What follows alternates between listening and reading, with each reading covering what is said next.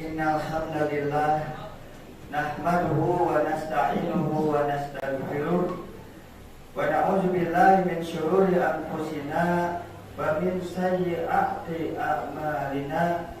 May yahdihillahu fala mudilla lahu wa may yudlilhu fala hadiya lahu. Asyhadu an la ilaha illallah wa asyhadu anna Muhammadan abduhu wa rasuluhu alladzi la nabiyya ba'da. Allahumma sholli ala Muhammad wa ala ali Muhammad kama shallaita ala Ibrahim wa ala ali Ibrahim wa barik ala Muhammad wa ala ali Muhammad kama barakta ala Ibrahim wa ala ali Ibrahim fil alamin innaka Hamidum Majid. Ya ayyuhalladzina amanu taqullaha haqqa tuqatih wa la tamutunna illa wa antum muslimun. Shadaqallahul azim.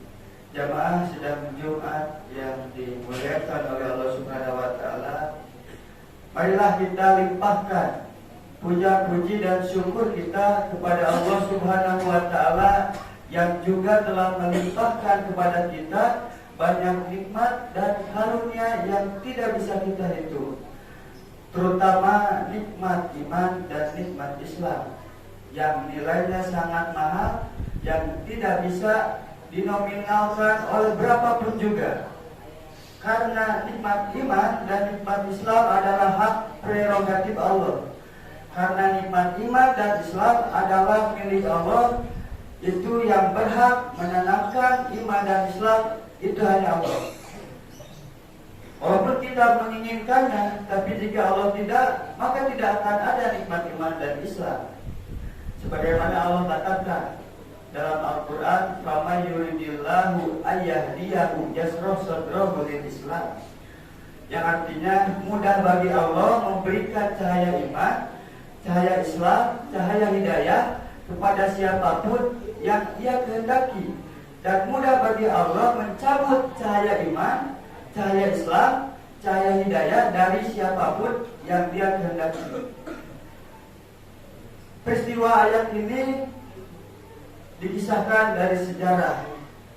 Ada Nabi Nuh alaihissalam memiliki anak namanya Kan'an.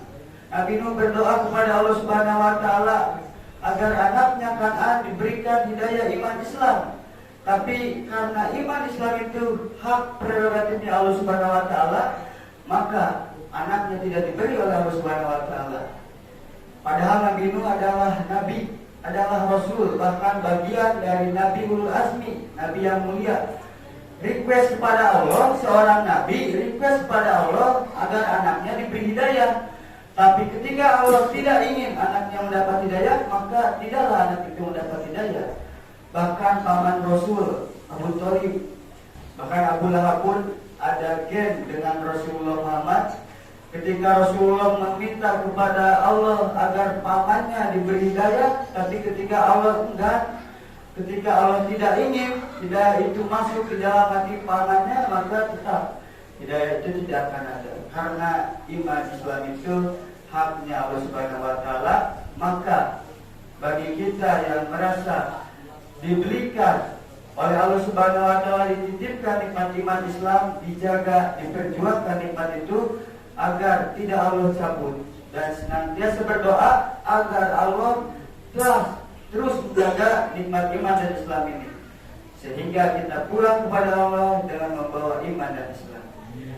Salawat juga salam dan terus tercurah limpah kepada sosok manusia pilihan, sosok teladan, yaitu Nabi kita Nabi Muhammad Sallallahu Alaihi Wasallam, pada keluarga, sahabat, tabi'ut tabi'inya, dan semoga sampai kepada kita semua selaku umatnya, yang mudah-mudahan bukan hanya mengaku-ngaku, tapi juga mudah-mudahan di akhirat kelak diakui. Dan kita semua berharap semoga Rasul Muhammad mau berjumpa dengan kita, mau mendatangi kita, dan mau memberikan hidayahnya kepada kita. Amin ya rabbal alamin. Jamaah sedang Jumat rahimakumullah, di kesempatan yang mulia ini juga izinkan khatib berwasiat sebagai ibadah, khususnya wasiat ini sampaikan untuk khatib pribadi dan umumnya untuk kita semua. Mari sama-sama kita tingkatkan kualitas iman dan takwa kita di hadapan Allah Subhanahu wa taala dengan sebenar-benarnya takwa, dengan dengan seserius-seriusnya takwa. Takwa bil makna menjalankan sekuat tenaga apa yang Allah perintahkan kepada kita, dan meninggalkan sekuat tenaga seluruh yang Allah larang kepada kita. Karena hanya dengan takwa kita akan mendapatkan derajat yang tinggi dan mulia di hadapan Allah Subhanahu wa taala. Inna akramakum indallahi atqakum. Dan dengan takwa juga kita akan mendapatkan kebahagiaan dalam hidup, dunia maupun akhirat. Sebagaimana Allah sebutkan dalam surat Al-Baqarah di ujung ayat 122, wattaqullaha la'allakum tuflihun. Bertakwalah kepada Allah, maka Allah Subhanahu wa taala akan memberikan kepada kalian tuflihun, yaitu keberuntungan, kebahagiaan dunia dan di akhirat. Maka kita renungi sama-sama, jika sampai hari ini kita belum bahagia dalam hidup, belum tenang dalam hidup, masalah demi masalah terus yang hadir dalam hidup kita, maka yang harus dievaluasi adalah takwa kita kurang kepada Allah Subhanahu wa taala.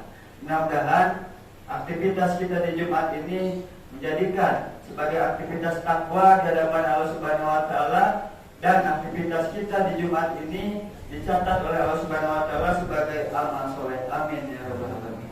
Jemaah sidang Jumat rahimakumullah, di khutbah yang singkat ini akan membawakan tema tentang kemuliaan bulan Sya'ban. Bulan Sya'ban adalah bulan yang saat ini kita tinggal di dalamnya. Bulan Rajab telah berlalu, beruntunglah orang yang beruntung karena telah menanam amal kebaikan di bulan Rajab. Merugilah orang-orang yang merugi namun masih memiliki kesempatan di bulan Sya'ban. Bulan Sya'ban ini adalah bulan yang banyak sekali oleh masyarakat hari ini, oleh orang Islam hari ini dilalaikan.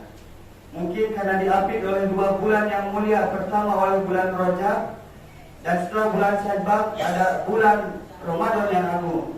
Sehingga orang-orang punya mindset bulan Sya'ban tidak ada kemuliaan di dalamnya. Padahal bulan Sya'ban adalah bulan yang memiliki kemuliaan yang sama dengan bulan-bulan yang lain, termasuk dengan bulan Rajab.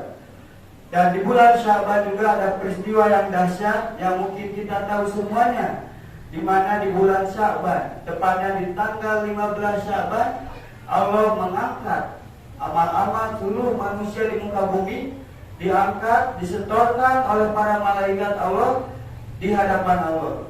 Maka di bulan Sya'ban juga, tepatnya di tanggal 15 Sya'ban, dikatakan dalam banyak riwayat Allah memberikan ampunan dosa. Bonus ampunan dosa diturunkan di bulan Sya'ban. Dan di bulan Sya'ban juga, mulai dari tanggal 15 sampai akhir Ramadan, Allah Subhanahu wa taala yang langsung turun tangan mencatat amal-amal dari setiap hambanya. Diriwayatkan semua malaikat, petugas malaikat diliburkan di tanggal 15 sampai akhir Ramadan. Langsung Allah yang mencatat amal-amal setiap hambanya. Saking mulianya bulan Sya'ban dan Ramadan ini. Maka bisa kita bayangkan seorang karyawan yang bekerja di sebuah perusahaan yang langsung dipantau oleh pemilik perusahaan, maka dia bekerja akan semangat, maka dia bekerja akan serius, bekerja akan hati-hati, bekerja akan penuh dengan semangat karena dipantau langsung oleh pemilik perusahaan. Bagaimana dengan kita? Dipantau langsung oleh pemilik diri kita. Di bulan Sya'ban sampai Ramadan dipantau langsung oleh pemilik bumi dan langit ini. Langsung dimonitoring oleh Allah Subhanahu wa taala setiap amal-amal kita. Maka dari itu alangkah ruginya jika nanti di bulan Ramadan kita amal-amalnya tidak baik di hadapan Allah, kita amal-amalnya buruk di hadapan Allah. Maka ulama merancang minimalnya ada 4 amalan yang harus dipersiapkan di bulan Sya'ban untuk menyambut bulan Ramadan, agar di bulan Ramadan kita menjadi pemenang-pemenang di bulan Ramadan. 4 itu adalah, 1 yang harus dipersiapkan adalah di bulan ini perbanyak istighfar. Syekhuna guru kita Ustaz Adi Hidayat memberikan arahan kenapa memperbanyak istighfar di bulan Sya'ban, karena tadi di pertengahan ada ampunan yang Allah berikan kepada umat. Dan ketika kita memasuki bulan suci Ramadan, ketika sudah membiasakan istighfar di bulan Sya'ban ini, maka kita sudah bersih. Dan insya Allah ketika kita sudah digugurkan dosa-dosanya, maka tidak akan berat melaksanakan perintah Allah khususnya di bulan Ramadan nanti. Dan yang kedua yang harus dipersiapkan di bulan Syaban untuk menggapai kemenangan nanti di bulan Ramadan adalah sholat. Karena menurut para ulama, orang-orang yang tidak terbiasa sholat sebelum bulan Ramadan, maka di bulan Ramadannya dia akan tertatih-tatih, dia akan susah payah menghadapi Ramadannya.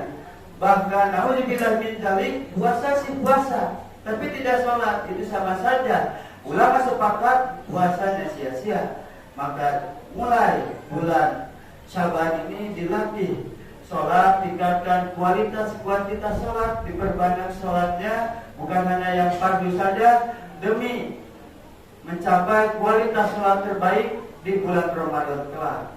Yang ketiga yang harus dipersiapkan juga adalah membaca Al-Quran. Dibiasakan di sini di bulan Syaban ini, karena di bulan Ramadan peristiwa turunnya Al-Quran menjadi spesial bulan Ramadan karena salah satunya adalah diturunkannya Al-Quran. Dan Al-Quran ini tidak akan bisa menjadi bagian dari hidup kita kalau baca Quran saja kita tidak sempat. Dan menurut ulama sepakat bahwa Al-Quran adalah manual book untuk hidup kita. Maka jangan heran jika manusia hari ini banyak yang hidupnya penuh dengan masalah, disebut hancur ya hancur. Dan karena kenapa? Karena umat, khususnya umat Islam hari ini tidak membaca Quran, tidak membaca arahan hidup dari yang maha hidup, dari yang menciptakan kita. Maka momen bulan Syaban ini momen yang tepat untuk kita mendekat kepada Al-Quran. Sampai kita targetkan di bulan Ramadan kita akan sedekat apa dengan Al-Quran. Penentuannya adalah bulan Syaban. Dan yang terakhir, Rasulullah SAW membiasakan di bulan Syaban memperbanyak puasa. Bahkan Rasulullah paling banyak berpuasa selain di luar bulan Ramadan adalah di bulan Syaban. Bahkan para sahabat sampai heran apakah Rasulullah itu puasa full di bulan Syaban, karena saking seringnya Rasulullah membiasakan puasa di bulan Syaban. Minimalnya puasa Senin Kamis dibiasakan di bulan Syaban. Apalagi untuk yang tahun kemarin, mohon maaf dengan sangat apabila yang masih punya utang puasa karena batal dengan sengaja atau bahasa anak mudanya godin, maka hari ini sebelum 20 hari lagi Ramadan tiba, hutang-hutang itu harus dibayar. Hutang puasa itu harus dibayar. Orang mati meninggalkan hutang kepada orang lain saja akan tertahan masuk surga, apalagi orang mati meninggalkan hutang kepada Allah Subhanahu wa taala. Hadirin jamaah sidang Jumat rahimakumullah. Itulah 4 amalan yang perlu dipersiapkan oleh kita di bulan Syaban ini. Mudah-mudahan Allah Subhanahu wa taala terus menjaga semangat iman kita, semangat amal soleh kita khususnya di bulan Syaban. Dan mudah-mudahan bulan Syaban ini menjadi awal perubahan untuk kita menghadapi bulan Ramadan, sehingga di bulan Ramadan kita menjadi orang-orang yang menang. Amin ya rabbal alamin. Barakallahu li wa lakum.